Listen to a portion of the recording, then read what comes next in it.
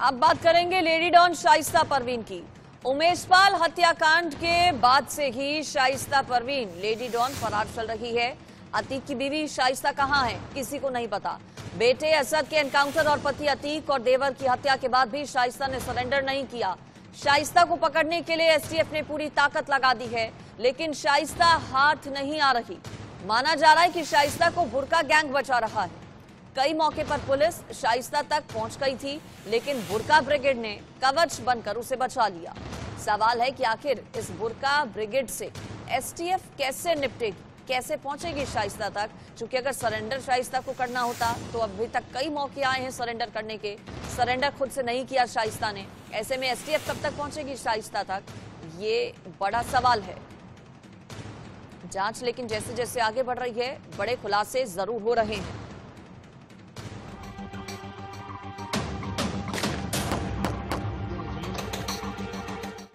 शाइस्ता फरार, जारी है तलाश।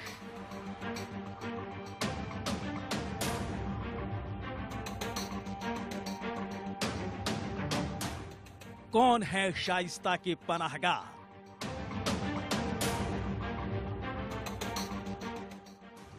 क्या लेडी डॉन को बचा रहा बुर्का गैंग?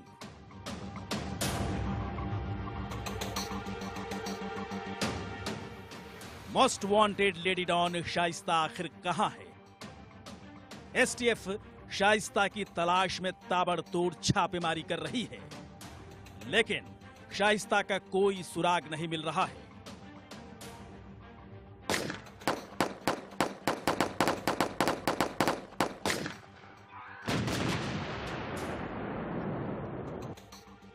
उमेशपाल हत्याकांड के बाद से ही शाइस्ता फरार है। माना जा रहा था कि अतीक और अशरफ की हत्या के बाद शाइस्ता सरेंडर कर देगी, लेकिन 21 दिन बाद भी शाइस्ता कहां छिपी बैठी है, कुछ भी पता नहीं चल पा रहा है। सवाल है कि आखिर शाइस्ता को कौन पनाह दे रहा है? क्या बुर्का गैंग शाइस्ता को बचा रहा है? 25 अप्रैल को यूपी एसटीएफ ने शाइस्ता को पकड़ने के लिए प्रयागराज के पास हटुआ में रेड की थी। मस्जिद से ऐलान हुआ और बुर्का पहनी औरतों की भीड़ ने पुलिस टीम को घेर लिया। पुलिस सूत्रों के मुताबिक शाइस्ता वही थी, लेकिन भीड़ का फायदा उठाकर वहां से फरार हो गई। उमेशपाल हत्याकांड के मामले में लगातार प्रयागराज पुलिस यूपी एसटीएफ छानबीन कर रही, वहीं एक और चौंकाने वाला खुलासा हुआ है। अब जानकारी सामने आ रहे सूत्रों के हवाले से कि हटवा इलाके में जब यूपी की एसटीएफ की टीमें जब शाइस्ता परवीन की खोजबीन के लिए जाती है, तब वहां पर एक बुर्का गैंग जो सक्रिय थी, जो आजान के दौरान लाउड स्पीकर से एक अनाउंसमेंट हुआ था कि शाइस्ता परवीन को कवर किया जाए, तो साफ तौर पर वो बुर्का गैंग लगातार शाइस्ता परवीन को लेकर एक कवच के रूप में बनकर शाइस्ता परवीन को लगातार बचाने की कोशिश कर रहे हैं। इससे पहले अतीक के वकील रहे खान सौलत हनीफ ने शाइस्ता और प्रयागराज के कछार इलाके की लेडी डॉन मुंडी पासी का नाम लिया था। हनीफ ने बताया था कि उमेशपाल के मर्डर से पहले शाइस्ता और मुंडी पासी मिले थे। आरोप लगते ही जमानत पर बाहर चल रही मुंडी पासी सामने आई और कहा कि शाइस्ता ने मुझे बहाने से मिलने बुलाया था, मैं उसे जानती तक नहीं। जांच के दौरान ये भी सामने आया कि अतीक और अशरफ की हत्या के बाद शाइस्ता अपने पति के जनाजे में शामिल होने के लिए प्रयागराज भी पहुंची थी। शाइस्ता का इरादा अपने पति अतीक और देवर अशरफ के जनाजे में शामिल होने का था, लेकिन पुलिस की चौकसी और सुरक्षा को देखते हुए ये कब्रिस्तान पर नहीं जा पाई और आखिरी मौके पर इसे अपना प्लान बदलना पड़ा था। शाइस्ता के अलावा अतीक गैंग के गुड्डू मुस्लिम, शूटर अरबाज साबिर, अतीक का गनर एहतेशाम, गुड्डू मुस्लिम का सहयोगी आसिफ माली, अशरफ की बीवी जैनब, बहन आयशा नूरी भी फरार है। इन शातिरों की तलाश में UP STF Punjab, Bihar, MP, Bengal, Odisha, Delhi के अलावा प्रयागराज के आसपास कई जगह छापेमारी कर चुकी है। इस बीच खबर है कि पुलिस 5 लाख के इनामी शूटर साबिर के काफी करीब पहुंच चुकी है। 2 मई को भी साबिर पुलिस और एसटीएफ की टीम को चकमा देकर फरार होने में कामयाब हो गया था। जानकारी के मुताबिक 16 अप्रैल तक शाइस्ता परवीन और साबिर साथ साथ ही थे, लेकिन 16 अप्रैल के बाद साबिर और शाइस्ता अलग अलग हो गए थे। तभी से साबिर अलग अलग ठिकानों पर छिप रहा है और शाइस्ता का भी कोई सुराग नहीं मिल पा रहा है। पुलिस की जांच में एक और सनसनीखेज खुलासा हुआ है। प्रयागराज में उमेश पाल हत्याकांड को अंजाम देने से ठीक पहले अतीक ने फोन पर उमेश पाल से बात की थी। ये बातचीत गुड्डू मुस्लिम ने कराई थी। हत्याकांड से पहले गुड्डू मुस्लिम उमेश के घर गया था। गुड्डू ने मोबाइल से उमेश की अतीक से बात कराई थी। अतीक ने उमेश पाल को गवाही देने से पीछे हटने को कहा था। अतीक ने अंजाम भुगतने की धमकी भी दी थी। फोन कटने के बाद गुड्डू मुस्लिम ने भी उमेश को समझाया था। उमेश पाल ने गुड्डू को अपने घर से भगा दिया था। इसके बाद अतीक ने गुड्डू मुस्लिम, असद और गुलाम समेत अपने दूसरे गुर्गों को उमेश पाल की हत्या का फरमान सुना दिया था। बहरहाल सवाल उठता है कि आखिर शाइस्ता कहां है। लगातार यूपी एसटीएफ की टीमें जहां इनको सामने आ रहा है वहां से लगातार छापेमारी की जा रही है, लेकिन अभी तक शाइस्ता परवीन, गुड्डू मुस्लिम, आयशा नूरी, तमाम जो किरदार है उमेश पाल हत्याकांड में, उनकी ना लोकेशन खोज पाई है और ना ही किसी भी तरीके की कोई गिरफ्तारी हो सकी है। वहीं अब देखने वाली बात होगी कि 73 दिन होने के बावजूद प्रयागराज पुलिस अभी तक उसका जो खुफिया जो तंत्र है, जो एलआईयू का जो जानकारी जो इकट्ठा करती है, उसका क्या जानकारी है कि अभी तक शाइस्ता परवीन की खोजबीन नहीं कर सकी है। Vikas Mishra, India news, Prayag. Lady don Shaista Parveen और फरार शूटर्स की तलाश में एसटीएफ लगातार छापेमारी कर रही है। विस्तार से जानकारी दे रहे हैं लखनऊ से राघवेंद्र पांडे। रिपोर्ट देखिए। यूपी एसटीएफ एक बार फिर से लेडी डॉन शाइस्ता परवीन को खोजने के लिए निकल चुकी है। सिर्फ उत्तर प्रदेश ही नहीं, अब हिंदुस्तान के कई और राज्यों में सूचना जहां पर मिली है वहां पर यूपी एसटीएफ शाइस्ता परवीन को ढूंढने के लिए निकल चुकी है। पंजाब, दिल्ली, उड़ीसा, बिहार समेत 6 राज्यों में इस वक्त उत्तर प्रदेश की पुलिस और यूपी एसटीएफ दोनों मिल करके लेडी डॉन शाइस्ता परवीन को ढूंढ रही हैं। चूंकि 70 दिन से ज्यादा हो गया उमेश पाल की हत्या हुए, आज तक शाइस्ता परवीन अभी पुलिस के हाथ नहीं चढ़ी है।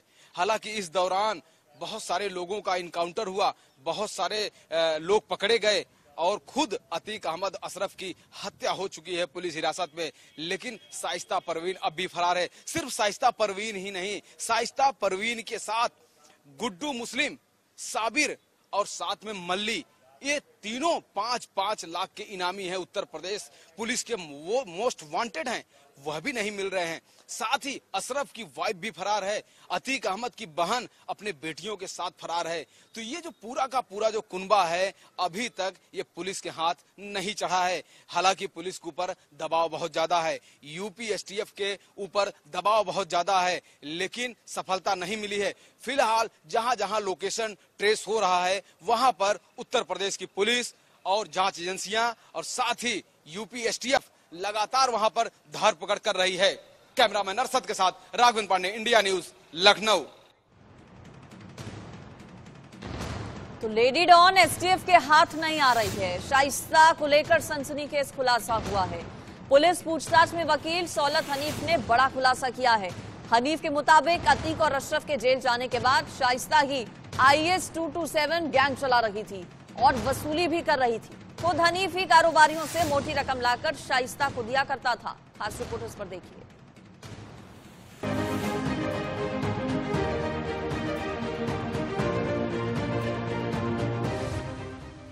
लेडी डॉन शाइस्ता पर बड़ा पर्दाफाश।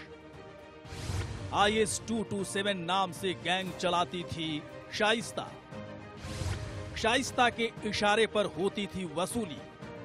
सौलत हनीफ का सनसनीखेज खुलासा। अतीक अहमद और उसके भाई अशरफ के मारे जाने के बाद भी उमेश पाल शूटआउट केस में रोजाना नए खुलासे हो रहे हैं। ताजा खुलासा लेडी डॉन शाइस्ता परवीन को लेकर हुआ है। माफिया अतीक अहमद के जेल जाने के बाद शाइस्ता परवीन ही अतीक अहमद का इंटर स्टेट गैंग चला रही थी। इस गैंग का नाम है IS-227। शाइस्ता ने अतीक की गैर मौजूदगी में इस गैंग के जरिए 1 करोड़ 68 लाख रुपए वसूले थे। माफिया अतीक अहमद के राजदार खान सौलत हनीफ ने पुलिस पूछताछ में इस बात का खुलासा किया है। खान सौलत हनीफ के मुताबिक अतीक अशरफ के जेल जाने के बाद गैंग की कमान शाइस्ता ही संभाल रही थी। शाइस्ता वसूली समेत तमाम धंधे भी चला रही थी। शाइस्ता के कहने पर ही हनीफ ने कई लोगों से मोटी रकम वसूली। लोगों से मोटी रकम वसूल कर शाइस्ता तक पहुंचाई जाती थी। सुधांशु श्रीवास्तव से लेकर 1 करोड़ 68 लाख रुपए शाइस्ता को दिए। दिल्ली और दूसरे शहरों में भी कारोबारियों से वसूली की थी। सूत्रों के मुताबिक पुलिस को इस लेनदेन के सबूत तब मिले जब उसने सौलत के मोबाइल की जांच की। सौलत ने व्हाट्सएप पर इस लेनदेन से संबंधित चैट भी किए थे। दरअसल पुलिस ने माफिया अतीक अहमद के वकील खान सौलत हनीफ को उमेश पाल शूटआउट केस में षड्यंत्र का आरोपी बनाया है। सौलत की जुडिशियल कस्टडी रिमांड 10 मई को खत्म हो रही है। हालांकि खान सौलत हनीफ उमेश पाल अपहरण केस में नैनी सेंट्रल जेल में उम्र कैद की सजा काट रहा है। इससे पहले भी यूपी एसटीएफ ने यह खुलासा किया था कि शाइस्ता अब अतीक की संपत्तियां अपने नियंत्रण में ले रही है और इसके लिए चार्टर्ड अकाउंटेंट के संपर्क में बनी हुई है। यह भी माना जा रहा है कि शाइस्ता परवीन ही शायद गुड्डू मुस्लिम का सरेंडर या गिरफ्तारी नहीं चाहती, क्योंकि गुड्डू को ही अतीक के तमाम काले सफेद साम्राज्य का पता है। जाहिर है लेडी डॉन शाइस्ता इसलिए फरार है और वो खुद को मजबूत करने में जुटी है। एसटीएफ के लिए शाइस्ता को पकड़ना बेहद ही जरूरी है। उसकी गिरफ्तारी के बाद ही अतीक के काले साम्राज्य का पूरा सच बाहर आ सकता है। Bureau report, India news.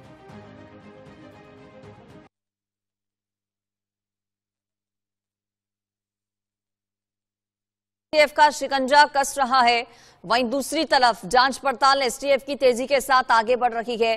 Prayagraj विकास प्राधिकरण ने भी अतीक अशरफ हत्याकांड के बाद शाइस्ता के संपर्क में रहने वाले 3 प्रॉपर्टी डीलर्स की सभी संपत्तियों को चिन्हित किया है। जिस होटल में अतीक के शूटर रुके थे उसे भी अवैध निर्माण मानते हुए चिन्हित किया गया है। जल्द इन्हें जमींदोज किया जाएगा। ज्यादा जानकारी इस पर दे रहे हैं प्रयागराज से संदीप तिवारी।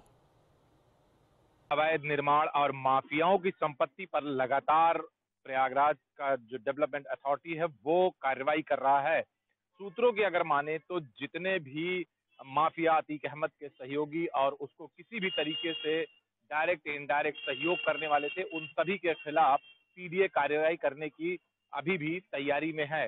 किसी भी वक्त पीडीए जो है वो नोटिस जारी करके ऐसे लोगों के खिलाफ कार्रवाई कर सकता है जो लोग किसी भी तरीके से माफियाओं को मदद पहुंचाने की कोशिश करते थे या फिर उनका उनसे कोई गठजोड़ था।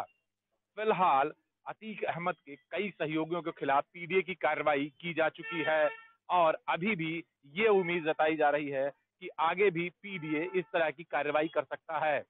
फिलहाल गुड्डू मुस्लिम जो कि 5 लाख का इनामिया है और वो फरार चल रहा है, उसकी 2 संपत्तियों पर पीडीए ने और स्पेशल सेल ने नोटिस चस्पा कर दिया है और साथ ही अन्य उन लोगों की भी पहचान की जा रही है जो लोग किसी भी तरीके से माफिया को समर्थन कर रहे थे या फिर उसके अन्य लोगों को सहयोग पहुंचा रहे थे।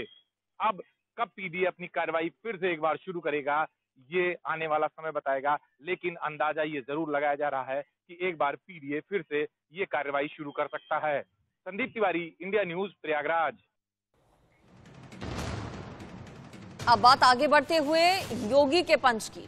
पीएफआई पर प्रहार की Uttar Pradesh anti terror squad ने एक साथ कई शहरों में रविवार सुबह छापेमारी कर हड़कंप मचा दिया।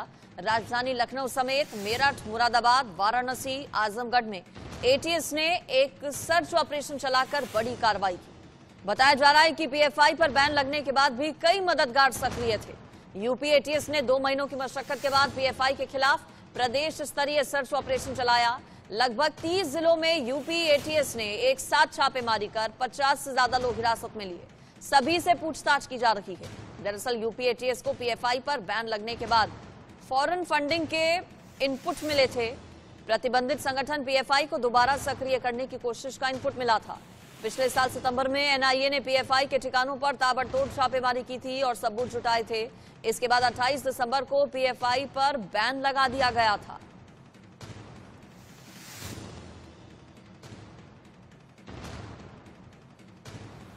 यूपी एटीएस ने देर रात उत्तर प्रदेश के कई जिलों में गुपचुप तरीके के साथ छापेमारी की और इस छापेमारी में 50 से ज्यादा पीएफआई के संदिग्ध सदस्य हिरासत में लिए गए। साथ ही रिहाई मंच के कई कार्यकर्ता यूपी एटीएस के हाथ में चढ़ गए।